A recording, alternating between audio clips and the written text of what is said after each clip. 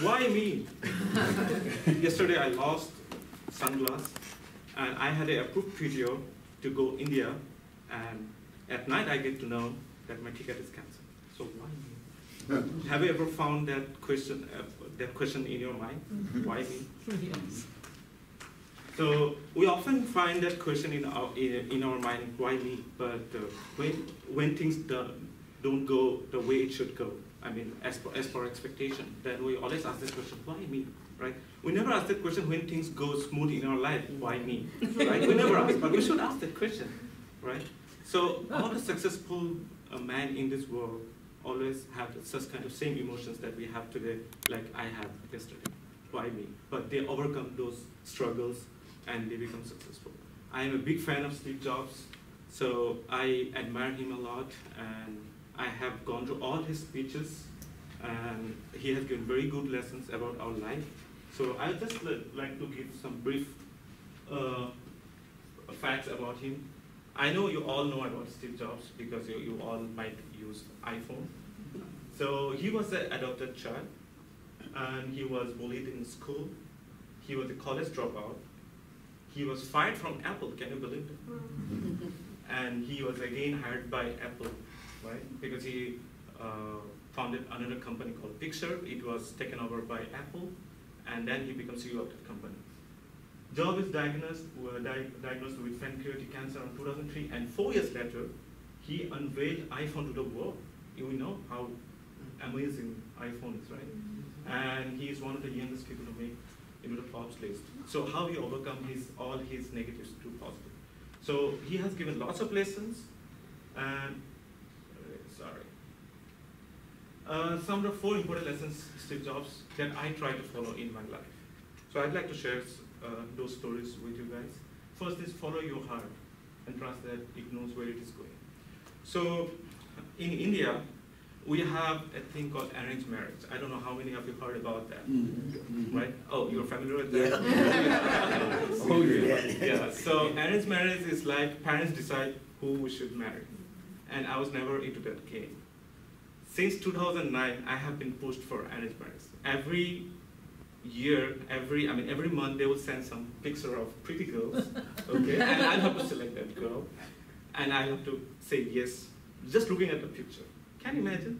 Yeah. I'm not saying whether it's right or wrong, that's a different discussion. Sure. We can talk about the whole day, right? Right. But I didn't like it, so I just never wanted to follow the same thing. And I still felt in my heart that someone will be there who will be like me, thinking the same way I'm thinking now. And last year when I went to India, I met someone, and she is like me, she thinks the same way I think, and she also had the same tuning that we have, and so we're going along. I mean, we're talking over phone, obviously, through FaceTime. And this year, I was supposed to go to India, and that's why I freaked out yesterday.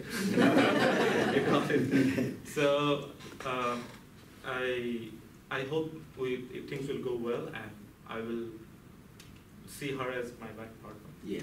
So that's what if I followed my heart and I waited for a long time, since 2009, but still I got it, right? So we should follow our heart and trust. So that's the lesson that I got in my personal life. Worst thing that would happen might turn out to the best thing that could happen. It's like blessing in disguise, right? We can say in other words. Sure. So when I was in school, I wanted to be a doctor. I never wanted to be an engineer. Never, ever. So I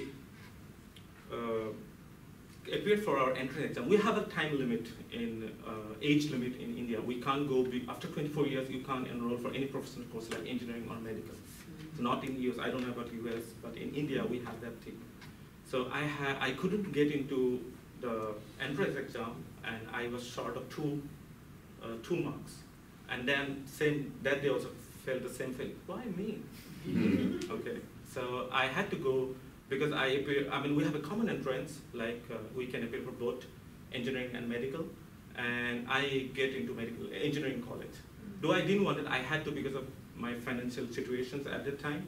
I had to go to the engineering college, but I didn't like it at all. For 1 year, I was cursing myself why I get into engineering. But after second year, when I was interested with coding, programming, I kind of like it. And after 5 years of my, 4 years of my engineering college degree, I really liked the engineering. It was like blessing in disguise. Now I'm enjoying my job, and I'm here, like working here for like 6, 7 years in the same field. I really enjoy it. So it's like blessing in disguise for me. I hated it, but I like it now. Yeah. Don't let anyone drown out your inner voice. By this time, you might have known that English is not my first language, right? I have my own language. And in India, we don't speak English at all in our day-to-day life. We just speak like such kind of situation, right? And I started speaking English like 7 years back. But that is like this environment, not always, not day-to-day life. When I started speaking English when I came to US. Okay, so back in India, when I was in India, one of my manager came to me and told me that your English is really poor. You won't be able to get to United States at all. You won't be able to clear the visa. Okay, so I never get that his words into my mind because I thought, no, it's not true. It can't be true. I'll be able to get to United States. So I kept trying. I took that as a challenge, and I get for visa interview, clear the visa interview. I get job in American company, and today I'm presenting in front of all of you guys. So I made it because I always followed my inner voice. Right. So I think I made it. And last lesson: stay hungry, stay foolish. This is the amazing line that he has given. I love this statement. We always need to be stay hungry and stay foolish if we want to learn new things. In my world, in my field, software keep upgrading. There will be new versions every day. New tools will be coming out in the industry, right? So we'll have to upgrade our skills. If I don't upgrade my skill set, I'll be out of my place. So I think that if we stay hungry and stay foolish, then we'll be able to learn more. We'll able to grasp more, understand more, right?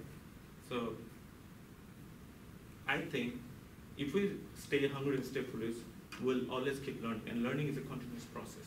So that's why I wanted always to be stay hungry and stay foolish. Thank you, that's all I have.